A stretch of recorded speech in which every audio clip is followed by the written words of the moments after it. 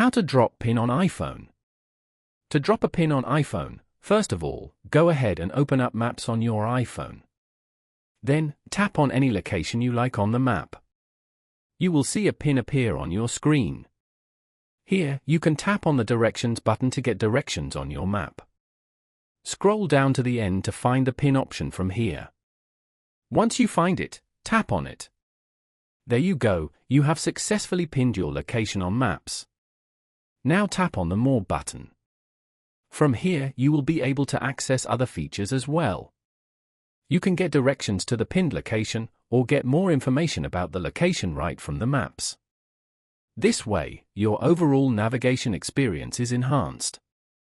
By following these simple steps, you can easily drop a pin on an iPhone. Thank you for watching.